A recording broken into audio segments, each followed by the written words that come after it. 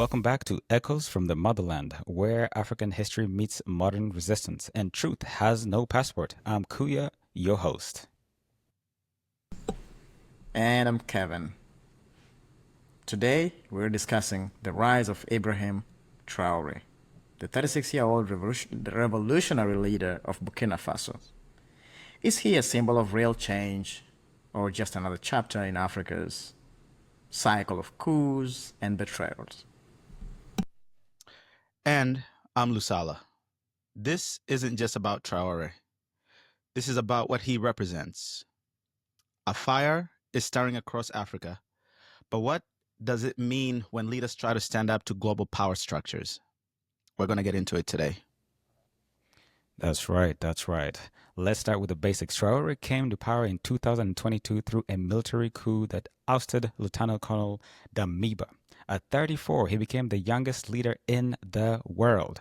Unlike many coup leaders, he came in with an agenda: anti-imperialism, Pan-Africanism, and the reclaiming of the African sovereignty. Such a powerful message that I think all of us resonate with. Oh, yes. And he didn't waste time. Traoré expelled French troops, suspended military agreements with France, and publicly criticized Western neocolonialism. It's such an exciting time to be an African. He also rekindled the memory of Thomas Sankara, a personal hero of mine, the original revolutionary of Burkina Faso. And we can't talk about Traore without tracing Sankara's legacy. So, Kevin, maybe jump into that a little bit. Oh, yeah. Sankara came to power in 1983. He was pretty young then. He changed the country's name from Upper Volta to Burkina Faso, which in the native tongue means land of upright people, or, if you like, incorruptible people. He was fiercely anti-imperialist. He distributed land from feudal lords to peasants, pushed for women's liberation, rejected IMF loans, and famously said, "He who feeds you controls you." Amen to that. So, what happened? Sankara was assassinated in 1987. The man who replaced him, Blaise Compaoré, Sankara's close friend. That's debatable calling him a friend. Widely believed to be backed by Western powers, especially by France, for standing up to imperialism. Sankara unfortunately paid the ultimate price. Indeed, he did. And now, with Traoré invoking his spirit, the parallels are undeniable. Because both of them were pretty young when they ascended to power. And so then, will the world let Traoré live long enough to succeed?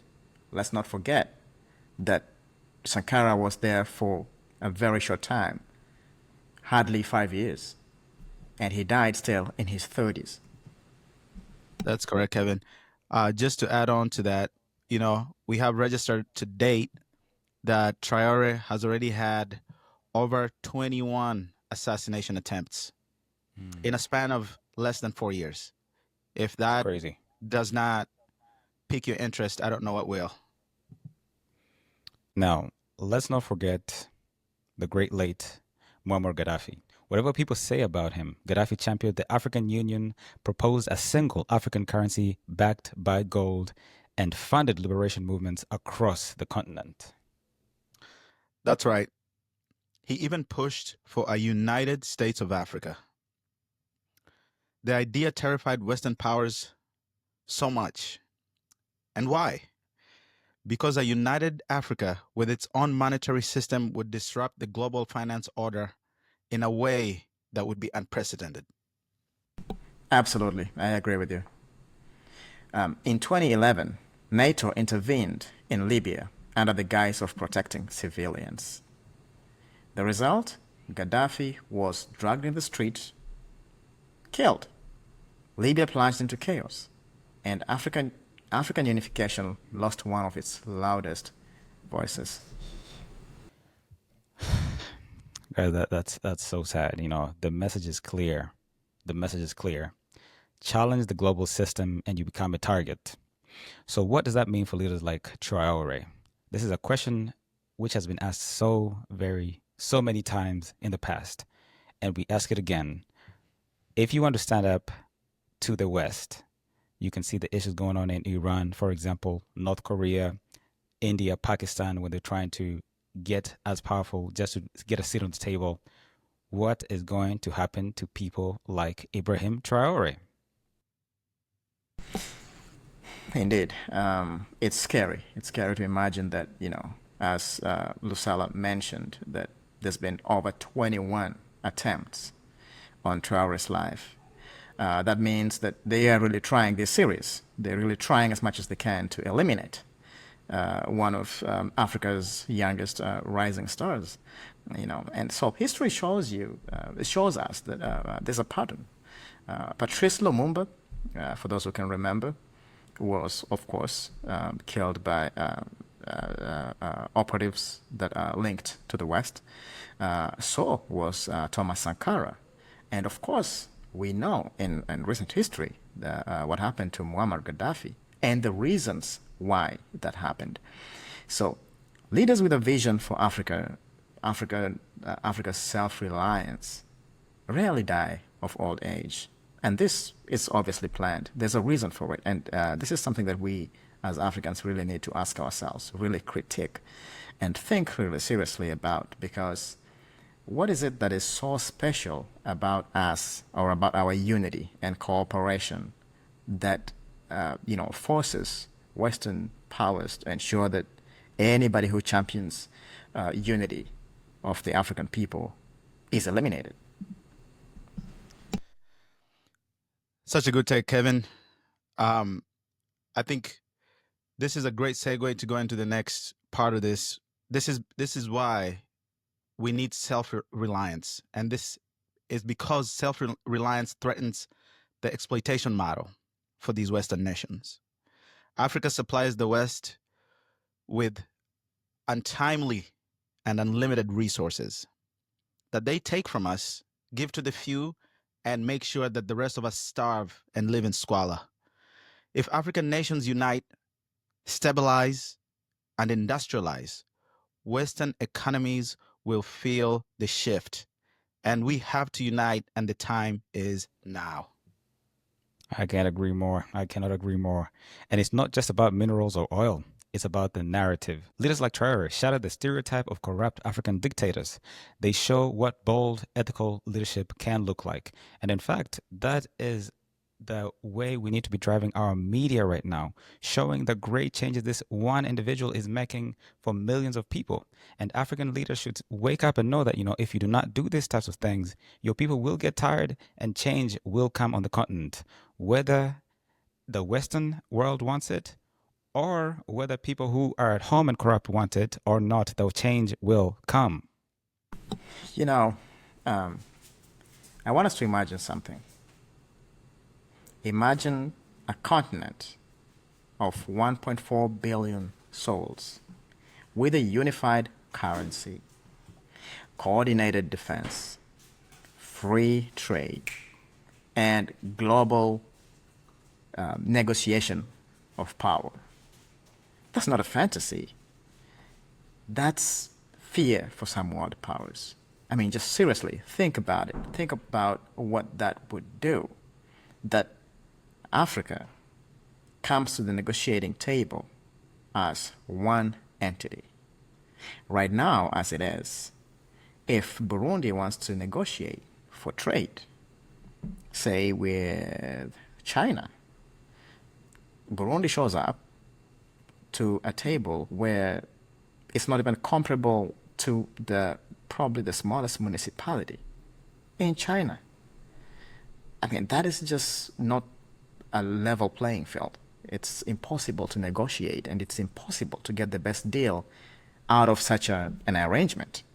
So I invite us as Africans, as black people everywhere, to imagine this. Just take a moment and imagine what that would be and what that would mean for you. Absolutely, gentlemen. Riveting. One of the things that I aspire to do and I have been practicing anymore is when people ask me where I'm from, I tell them I'm an African who resides in Kenya. These countries that we live in weren't there before colonialism came into play. The idea of unity is the most powerful, and I know that it's the most terrifying idea if it came into fruition, and it will come into fruition, like Kuya said. It's just a matter of time. The African Continental Trade Area, AFCFTA, is a step, but it needs strong leadership, the kind the great Gaddafi dreamed of, the kind the great Sankara embodied, the kind our young, great, and growing Traoré is beginning to show.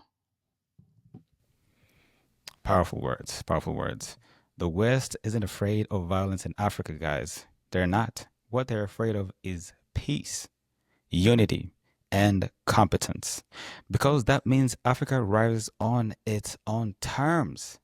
And that is real power, which we've been deprived of for many, many centuries now.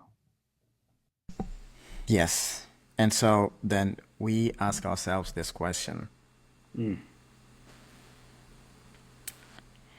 Will Traoré, our rising star, survive the system?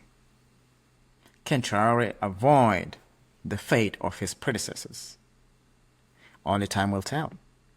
But we must protect leaders like him. We need leaders like him, now more than ever. And we, as the citizens of Africa, we have to do whatever it takes to protect these men and women. We have to be proud of our continent. We got to be proud of our people. And we have to stand up. Like Traoré says, homeland or death. It seems extreme, but we're dying anyways. We have to move somewhere. We have to move closer to unity. We have to get somewhere. Support doesn't just mean retweets. It means African unity, regional defense, and diaspora mobilization. Real issues need real solutions. So it's my challenge to all my brothers and sisters out there, as well as myself, to stand up and mobilize. And we can all do things in our own little ways. 100%, 100%. Because if Traore fails, the idea doesn't have to. But if he succeeds, even just a little, he may become the spark we've been waiting for. Now, what are your thoughts on Ibrahim Traore? Is he Africa's next great leader, or is history simply just repeating itself? We can't wait to hear from you guys. Drop a comment. Use the hashtag TraoreRising. Let us talk about this. Tell us what you think. Until next time, guys, stay unshaken, stay grounded, and stay building the Africa we deserve. Asante san.